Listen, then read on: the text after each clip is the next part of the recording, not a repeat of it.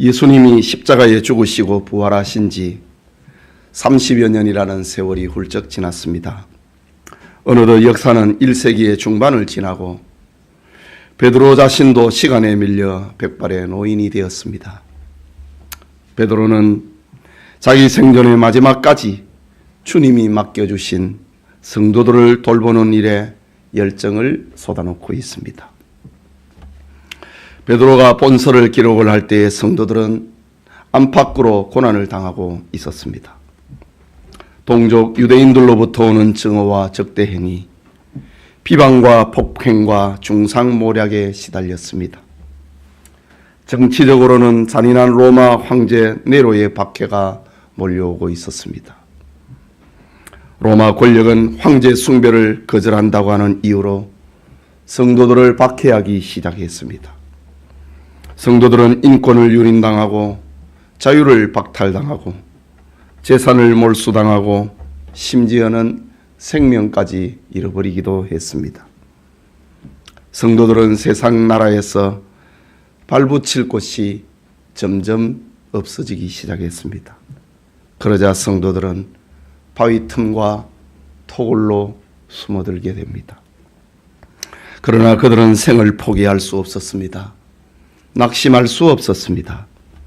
그리스도의 재림과 천국을 소망하면서 그리스도로 인하여서 받는 박해를 당연한 것으로 오히려 영광으로 여겼던 그들입니다. 이때 베드로는 오늘날 터키 전역이라고 할 수 있는 본도, 갈라디아, 갑바도기아, 아시아와 비두니아에 흩어진 나그네 성도들에게 위로와 소망의 메시지를 들려주고 있습니다. 베드로 전서를 기록을 한 지 2년 정도 지났을 무렵 베드로는 자신에게도 죽음의 그림자가 다가오고 있음을 감지하게 됩니다. 그래서 유언적인 편지로 성도들의 믿음을 굳게 세우고자 하는 것입니다.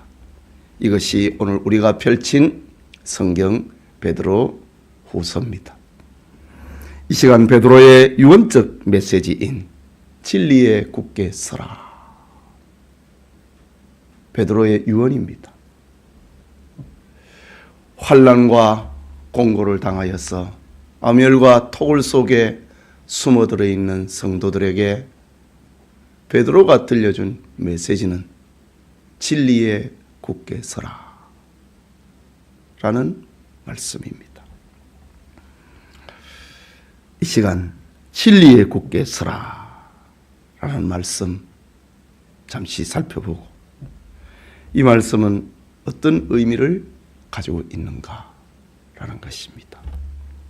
첫째로 이것은 사도 베드로의 유언적인 권면입니다. 본문 12절의 말씀을 다시 봅니다. 그러므로 내가 이것을 알고 이미 있는 진리에 서 있으나 내가 항상 너희에게 생각나게 하려 하노라 라고 합니다. 너희가 이것을 알고 이미 있는 진리, 이것은 성도들이 받은 예수 그리스도의 구원의 복음을 말하는 겁니다. 베드로는 지금 고난당하고 있는 흩어진 성도들에게 예수 그리스도를 항상 생각나게 하려고 이 본서를 쓰고 있다고 하는 그 이유를 밝히고 있습니다. 여러분, 우리 역시 어려운 일을 만나고 고난을 당할 때마다 그것을 이기는 힘은 예수 그리스도로 말미암아 온다는 것을 잊지 말아야 됩니다. 그러므로 우리는 진리 되신 예수님을 생각하되 항상 생각해야 하는 것입니다. 본문 13절에서 15절을 보면은 내가 이 장막에 있을 동안에 너희를 일깨워 생각나게 함이 옳은 줄로 여기노니 이는 우리 주 예수 그리스도께서 내게 지시한 것 같이 나도 나의 장막을 벗어날 날 것이 임박한 줄을 알미라. 내가 힘써 너희로 하여금 내가 떠난 후에라도 어느 때나 이런 것들을 생각나게 하려 하노라 라고 합니다. 앞서 말씀드린 것처럼 베드로는 자신의 죽음을 예견하고 있습니다. 그는 사도 바울과 같이 자기의 육체를 나그네가 잠시 머무르는 장막이라고 표현합니다. 과연 우리 인생은 나그네입니다. 이것이 사도 베드로가 노년에 확신하고 성도들에게 들려주고 있는 인생관입니다. 여러분, 우리와 함께 살아가고 있는 신앙의 사람들, 그리고 우리보다 앞서 세상을 떠나버린 신앙의 사람들은 다 어떻게 되었을까? 그들은 지금 영광의 나라 천국에서 주님과 안식하고 있습니다.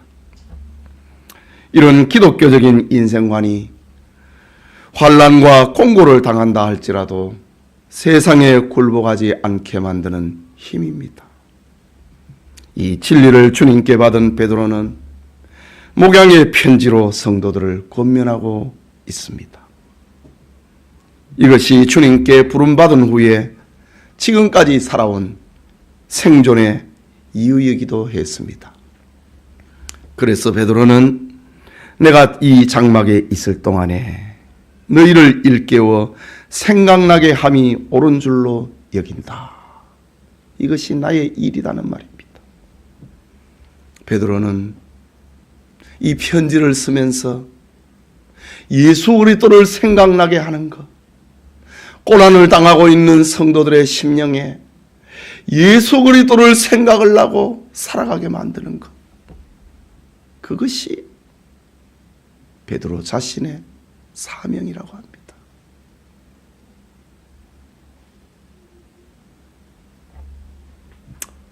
오늘 우리 목사도 마찬가지입니다. 성도들이 가난에 처하든지 부에 처하든지 건강하든지 병들든지 성도들의 가슴에 예수 그리스도를 생각나게 만드는 것, 그것이 목사가 해야 될 일입니다. 교회가 하는 일은 이겁니다. 성도들로 하여금 예수님을 생각나게 만드는 것, 그게 교회가 할 일이고 그게 주님 앞에 부름받은 사명자가 할 일입니다.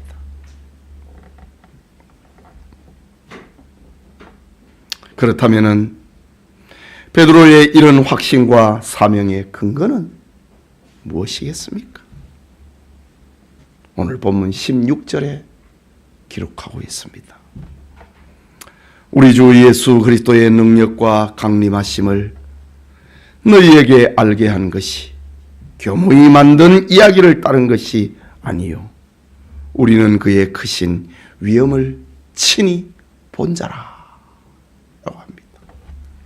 베드로는 예수 그리스도의 크신 능력과 위엄을 친히 본 목격자, 곧 증인이기 때문에 내가 이 일을 해야 된다 이거지.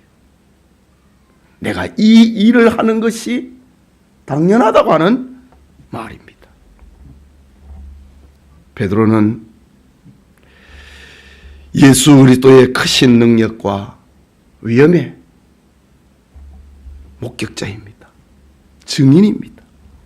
여러분, 직접 본 어떤 사건을 직접 본 목격자요 증인은 그 누구보다도 확신이 있습니다. 어떤 것에도 굴복하지 않는 힘, 그것은 내가 직접 보고 들었다는 겁니다. 특히 예수 그리스도의 능력과 강림은 인류가 반드시 알아야 될 사건이고 성도들이 언제나 생각해야 되는 엄청난 진실입니다. 이것은 우리를 죽음의 공포에서 벗어나게 하는 생명의 힘이기 때문입니다. 이것은 교묘하게 만든 꾸민 이야기나 사설이 아니라 생명의 진실입니다. 사실 베드로가 이 편지를 쓸 때에 외부적인 박해보다 성도들을 더 힘들게 하는 것이 있었습니다. 그것은 오늘 본문의 말씀처럼 교묘히 만든 이야기입니다. 곧 온갖 유의 이단 사설을 말합니다. 이단과 사악한 이야기. 그것은 환난 중에 있는 성도들의 고난을 가치 없게 만들어 버립니다. 지금 세상에서 고통을 당하고 있는데 예수 그리스도의 이름 때문에 고난을 당하고 위로를 받고 있는데 이단 사설이 들어와서 성도들의 고난을 의미 없게 만들어 버리는 겁니다. 여러분, 잘못된 신앙은 인생의 모든 역경과 고난을 무효로 만들어 버립니다. 이단은 그렇습니다. 그래서 이단과 사설은 사악한 이야기지요. 세상에서 가장 악한 것입니다. 이런 이유로 베드로는 유언적인 메시지로 성도들을 진리 위에 굳게 세우고자 하는 것입니다. 여러분, 세상에는 다양한 이론과 사상 체계가 존재합니다. 불교나 유교에서 가르치는 동양의 교훈적 교훈이 있습니다. 아리스토텔레스나 플라톤, 소크라테스 등 서구 철학자들의 가르침이 있습니다.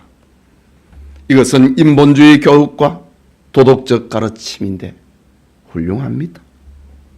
그래서 긴긴 세월 동안 인간의 삶에 영향을 주고 있습니다. 그러나 사람이 만든 종교와 철학에 매여버리면 그 인생은 궁극적으로 무효가 되어버립니다. 그래서 베드로는 성도들을 주 예수 그리스도의 능력과 강림이라고 하는 이 영원한 복음 위에 세운다. 이것이 내가 받은 사명이다 라고 합니다. 그 복음의 내용은 하나님의 아들이신 예수 그리스도께서 육체를 입으시고 이 세상에 33년을 사신 것입니다. 우리 죄를 위하여서 십자가에 죽으시고 3일 만에 부활하신 것입니다. 그리고 세상을 심판하고 우리를 구원하기 위해서 다시 오십니다.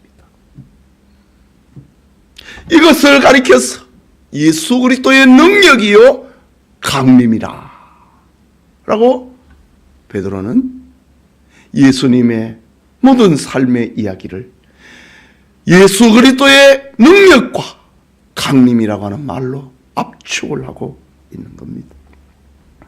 이것은 거짓 전도자들의 말처럼 교묘하게 꾸민 이야기가 아닙니다. 이것은 살아계신 하나님이 주신 사건이요 역사적인 사건입니다. 이 일에 대하여서 베드로는 우리는 그의 크신 위엄을 친히 본 자라 라고 합니다. 그리고 17절과 18절에 지극히 큰 영광 중에서 이러한 소리가 그에게 나기를 나는 이는 내 사랑하는 아들이요 내 기뻐하는 자라 하실 때에 그가 하나님 아버지께 존귀와 영광을 받으셨느니라. 이 소리는 우리가 그와 함께 거룩한 산에 있을 때에 하늘로부터 난 것을 들은 것이라 라고 합니다. 베드로를 비롯한 사도들의 증거는 자신들의 시대에 일어났던 확실한 역사적인 사건을 들려주고 있습니다. 특히 베드로는 자신이 본 수많은 일들 중에 변화산에서 일어났던 일들을 잊을 수 없다고 합니다. 우리도 그 장면을 기억할 것입니다. 예수님께서 십자가 죽으심을 앞두고 베드로와 야고보와 요한을 데리고 높은 산에 올라가셨습니다. 이때 제자들은 주님이 영광 중에 변화하신 찬란한 모습을 보았습니다. 제자들은 주님의 얼굴에 나타난 강렬하고 눈비신 빛을 보았습니다. 주님이 입으신 옷은 세상의 그 어떤 곳보다도 희고 밝은 것을 보았습니다. 베드로는 그때의 광경을 어제 본 듯이 성도들에게 증거하고 있습니다. 뿐만 아니라 제자들은 주님 곁에 나타난 모세와 엘리야를 보았습니다. 그들은 죽음 저편 천국에서 온 사람들이었습니다. 뿐만 아니라 하늘에서 나는 음성, 이는 내 사랑하는 아들이요 내 기뻐하는 자라 라는 소리를 들었다라고 합니다. 이것은 사도들이 친히 목격한 것입니다. 이런 사실을 제쳐놓고 윤리와 도덕성으로 교회를 설명할 수 있을까요? 이런 예수 그리스도의 능력과 강림이라고 하는 진리를 제쳐놓고 인본주의 사회관을 가지고 교회를 설명할 수 있을까요? 없습니다. 오늘 본문의 사도 베드로는 주 예수 그리스도의 강림과 강림이라고 하는 이 사실에 성도들의 신앙이 세워져야 된다. 굳게 세워져야 된다. 라고 합니다. 우리 역시 우리를 위해 행하신 예수 그리스도의 능력의 삶과 재림의 신앙을 굳게 세울 수 있기를 소원합니다. 그의 둘째로 진리에 굳게 서라. 이 말씀은 성경의 예언적 권면입니다. 성경의 확실한 예언적, 변할 수 없는 예언적 권면입니다. 베드로는 자신과 사도들이 함께 목격한 것보다 더 확실하고 더 중요한 것이 있다고 합니다. 19절의 말씀인데 같이 읽겠습니다. 또 우리에게는 더 확실한 예언이 있어 어두운 데를 비추는 등불과 같으니 날이 새어 샛별이 너희 마음에 떠오르기까지 너희가 이것을 주의하는 것이 옳으니라. 여기 더 확실한 성경이라고, 더 확실한 예언이라고 하는 것은 성경입니다. 앞서 얘기를 했던 베드로의 증거를 기록한 것이 신약 성경이라고 하면은 더 확실한 예언, 그것은 구약 성경입니다. 여러분, 지금 편지를 쓰고 있는 베드로는 주님을 직접 보고 듣고 말하고 3년이나 함께했던 동역자였습니다. 베드로는 예수님을 중심으로 일어난 사건의 확실하고 분명한 목격자입니다. 그럼에도 본문의 베드로는 겸손하게 말합니다. 베드로는 자신의 체험보다도 더 확실한 것이 있는데 그것은 지금 자신들을 있게 한 기록된 성경, 신구약 성경이라고 합니다. 베드로는 기록된 성경을 가리켜서, 지금 신약 성경은 기록되고 있는 과정입니다. 베드로는 이미 기록된 성경을 가리켜서 어두운 데를 비추는 등불과 같다고 합니다. 이 등불은 날이 새어서 샛별이 마음에 떠오르기까지 밝히는 기능이라고 합니다. 그리고 그 샛별은 바로 예수 그리스도입니다. 여러분, 성경은요, 우리의 마음속에 샛별과 같으신 예수님이 떠오르기까지 우리의 어두운 마음을 밝혀주는 등불의 역할을 하는 겁니다. 이게 성경입니다.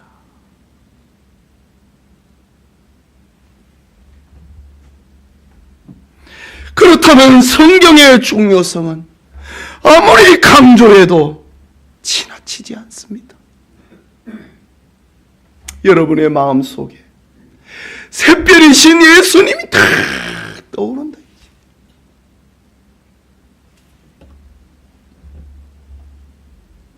예수님이 떠오르기까지 내 어두운 마음을 밝혀주는 기능을 하는 것. 그게 성경입니다.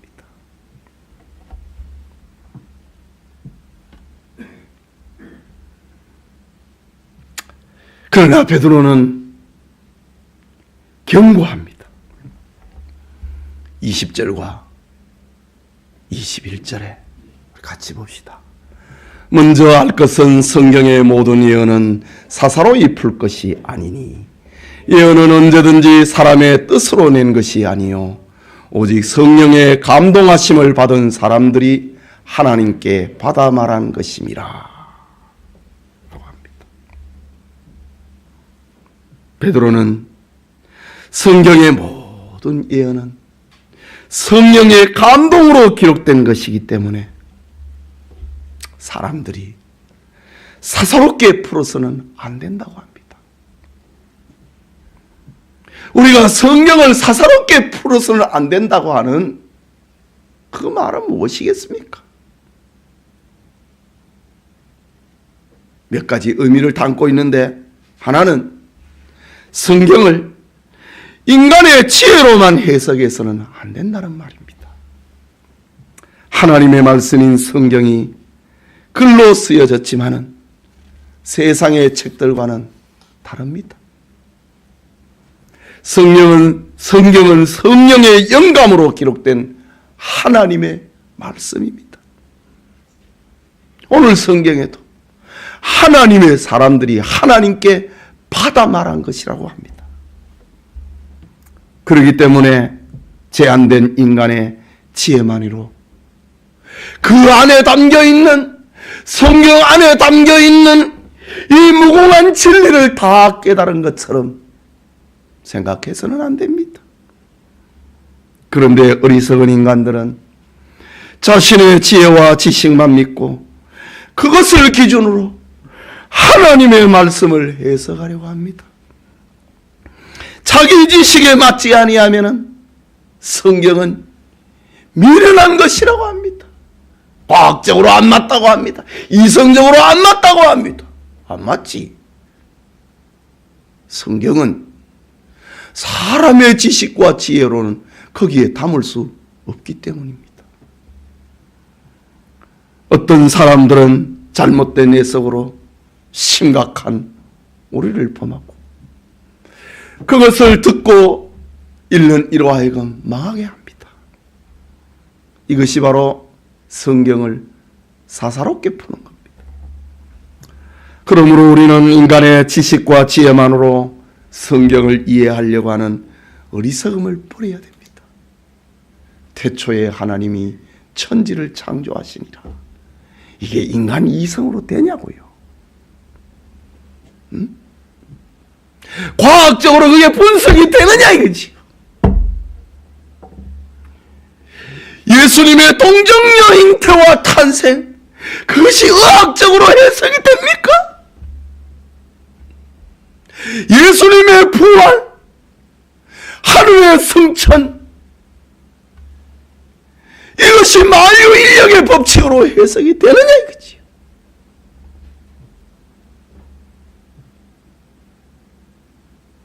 그렇게 해석하면 안 된다는 겁니다.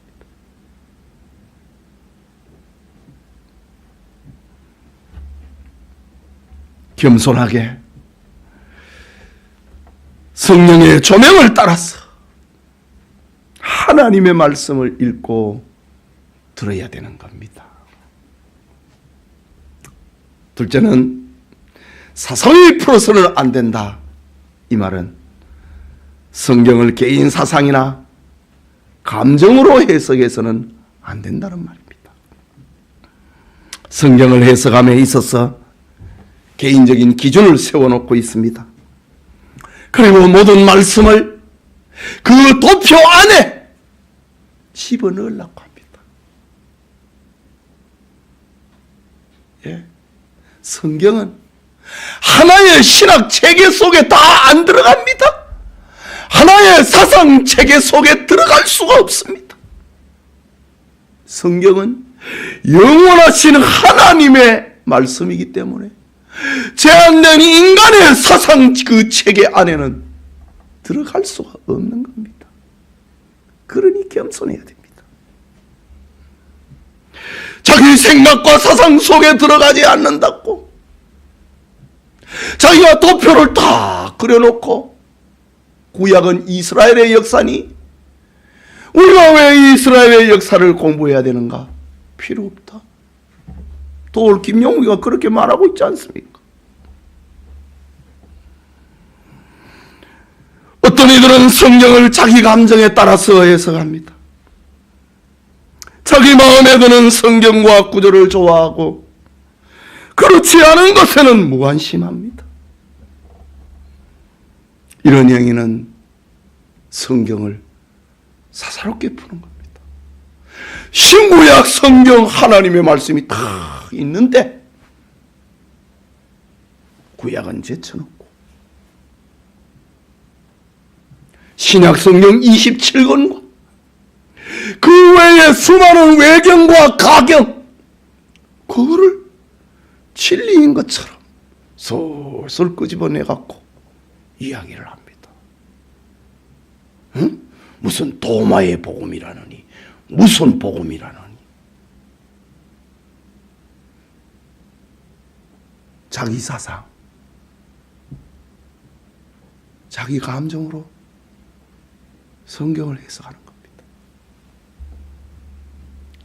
우리는 이런 개인 사상이나 감정을 배제하고 하나님을 경외하는 마음으로 하나님의 지혜를 구하면서 말씀을 읽어야 됩니다. 사사로이 풀지 말라. 이 말은 성경을 자기 목적 성취를 위한 도구로 삼아서는 안 된다는 말입니다. 성경을 해석을 할 때에 가장 경계할 사항이 바로 이것입니다. 자기 목적 성취를 위해서 하나님의 말씀을 끌어다가 짜맞추는 겁니다.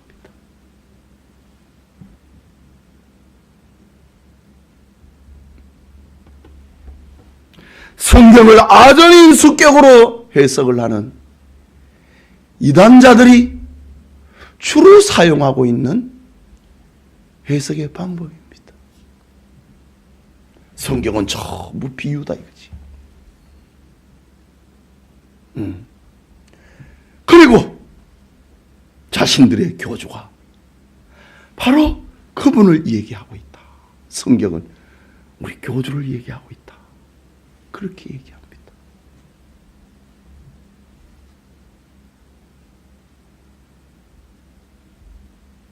가장 악한 것입니다.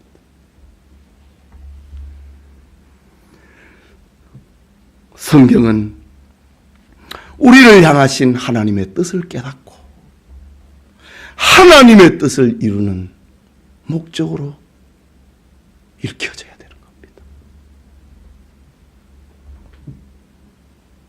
자기 마음대로 생각나는 대로 자기 목적을 이루는 방편으로 해석돼서는 결코 안 되는 것입니다. 이게 지금 베드로가 들려주고 있는 유언점 메시지입니다. 예배드리는 성도 여러분, 우리는 진리에 굳게 서라 라는 말씀을 오늘 받았습니다.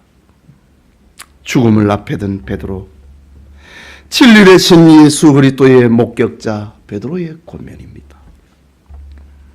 성도들이 이 진리에 굳게 서야 될 더 확실한 이유는 기록된 성경의 예언 때문이라고 합니다. 신앙은 결코 사람들이 만들어낸 윤리나 도덕 위에 세울 수 없습니다. 신앙은 예수 그리스도의 삶과 지림 위에 세워야 됩니다. 이 진리가 얼마나 확실하기에 목격자 된 사도들은 죽음으로써 그 증거가 진실임을 나타냈습니다. 여러분, 내가 보고 들은 것이 진실이라고 하는 것, 그것을 증명하기 위해서 자기 목을 내놓는 것보다 더 확실한 것이 세상에 어디 있겠습니까? 나는 내가 보고 들은 것을 내 목숨과 바꿈을 통하여서 그게 진실임을 증명하겠다. 이겁니다.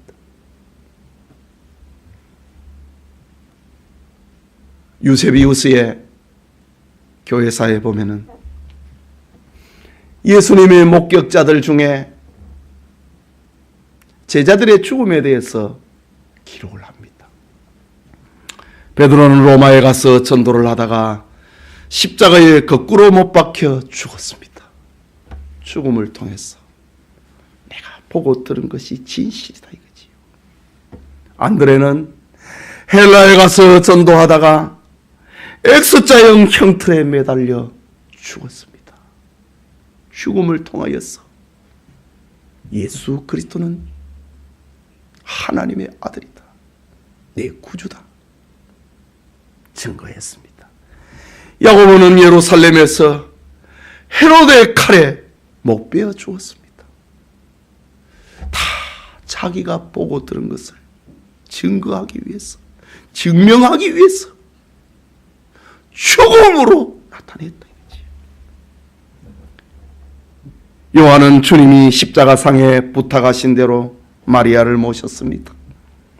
노년에 그는 밤모섬에 유배되었고 소아시아 교회를 돌보았습니다. 빌립은 소아시아의 부르기아에 가서 전도하다가 기둥에 매달려 죽었습니다. 바돌로메는 아르메니아에 가서 전도하다가 죽었습니다.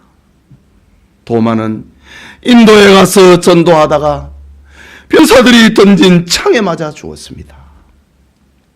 마태는 에티오피아에 가서 전도하다가 못 베어 죽었습니다. 알페오의 아들 야고보는 군중들에 의해 성전 꼭대기에 끌려가서 거기에 밀어뜨림을 당해서 떨어져서 죽었습니다. 다데오는 페르시아에 가서 전도하다가 화살에 맞아 죽었습니다. 가나안인 시몬은 애굽에 가서 전도하고 유다로 돌아오는 길에 화살에 맞아 죽었습니다. 가룟 유다 대신 선출된 마띠아는 에티오피아에 가서 전도하다가 돌에 맞아 죽었다고 합니다. 여러분, 사도들은 자신이 보고 들은 것이 진실하다고 하는 것을 죽음으로써 증명했습니다. 여러분, 이것보다 더 확실한 게 세상에 어디에 있겠습니까? 그래서 히브리서의 저자는 구름같이 둘러싼 허다한 증인들이 우리 앞에 있다고 합니다.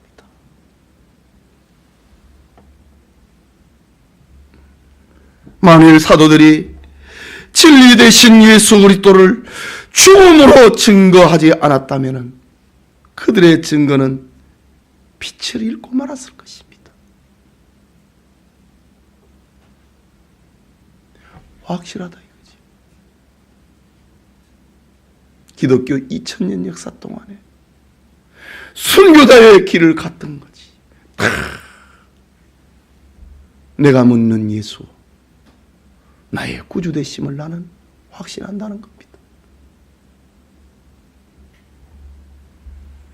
오늘 우리의 신앙은 교묘히 만든 거짓에 세우는 것이 아니고 예수님께 부름받아 보고 들은 것을 죽음으로 증거한 사도들의 터인 신약 성경 위에 세워야 됩니다. 뿐만 아니라 우리의 신앙은 긴 세월 동안 예언된 구약 성경 위에 세워야 됩니다.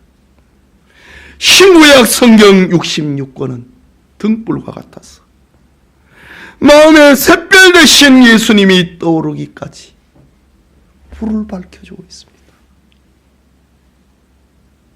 예. 아침이 오면, 태양이 떠오르면 등불의 기능은 의미를 잃는 것처럼 우리 마음속에 의의 태양이신 주님이 떠오르기까지 불을 비춰준다.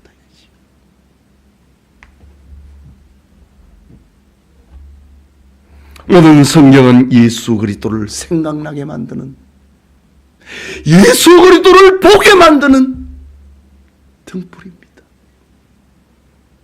어두운 밤에 불을 왜 켭니까? 무엇인가를 보기 위해서 불을 켜지 않습니까? 신구약 성경은 어두운 우리의 마음에 예수님을 생각나게 만들고 예수님을 보게 만드는 등불입니다. 그러므로 성경은 사사로이 풀어서는 안 됩니다. 성경을 자기 지식과 지혜의 틀에 넣어서려고 해서는 안 됩니다.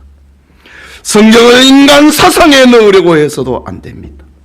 성경을 자기 목적 성취를 위한 도구로 만들어서도 안 됩니다. 성경은 우리를 향하신 하나님의 뜻을 깨닫고 그 뜻을 이루는 목적으로 성경은 해석되어야 됩니다. 과학 문명과 물질주의와 다수주의에 흔들리고 있는 오늘의 우리를 향한 메시지입니다. 영천의 모든 성도님들이 예수 그리스도의 능력과 재림이라고 하는 이 진리 위에 굳게 서는 성도님들이 다 되시기를 소원합니다. 우리 같이 기도합시다. 이 예수님은 우리를 온갖 어려움에서 이기게 만드는 힘입니다. 우리를 질병에서, 가정의 문제에서, 사회의 고통스러운 현실 앞에서 우리로 이기게 만드는, 그것을 극복하게 만드는 그것이 바로 예수님입니다. 베드로는 이렇게 죽음으로써 자기가 맡은 성도들을 예수님 위에 세워놓고 있다. 여러분, 우리의 신앙이 이래야 됩니다. 예수님 위에 우리의 신앙을 세워야 가난이 와도 질병이 와도 환난이 와도 흔들리지 않을 수 있습니다. 기도합시다.